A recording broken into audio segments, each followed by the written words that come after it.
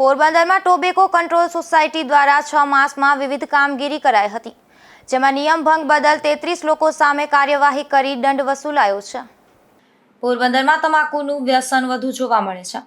તમાકુથી શારીરિક અને માનસિક આરોગ્ય પર જોખમ સર્જાય છે અને કેન્સર જેવી જીવલેણ બીમારી થાય છે. ખાસ કરી અને બાળકો અને યુવાનો વ્યસન અંગે માર્ગદર્શન મળે અને વ્યસન મુક્ત સમાજ થાય તે માટે પોરબંદરના જિલ્લા પંચાયત આરોગ્ય વિભાગ અંતર્ગત આવતી ટોબેકો કંટ્રોલ સોસાયટીના દિનેશભાઈ દવે અને દીપકભાઈ જોશી સહિતના સ્ટાફે વિવિધ શાળા અને કોલેજોમાં જાગૃતિ માટે છેલ્લા 6 માસમાં 61 કાર્યક્રમોનું આયોજન કર્યું હતું. ઉપરાંત ગ્રામ્ય વિસ્તારમાં 45 સ્થળોએ તમાકુ સહિતના વ્યસનોથી થતા નુકસાન અંગે જાગૃતિ માટે કાર્યક્રમનું આયોજન કર્યું હતું.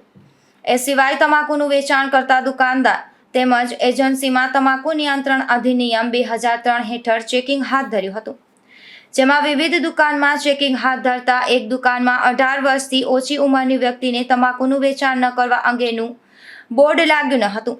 આથી તે ધંધાર્થી પાસેથી ₹200નો દંડ વસૂલ કરવામાં આવ્યો હતો અને દરેકને દેખાય તે રીતે બોર્ડ મૂકવા સૂચના આપવામાં આવી હતી. ઉપરાંત જાહેર જગ્યા પર ધૂમ્રપાન કરનારા 31 લોકોને ઝડપી લઈ તેની પાસેથી ₹420નો દંડ વસૂલ્યો હતો અને શાળાની આજુબાજુમાં તમાકુ વેચતા એક વેપારીને ઝડપી લઈ તેની પાસેથી ₹200નો દંડ વસૂલ્યો હતો. નિપુલ પોપટ સાથે અશોક થાનકી, ગુજરાત ન્યૂઝ, પોરબંદર.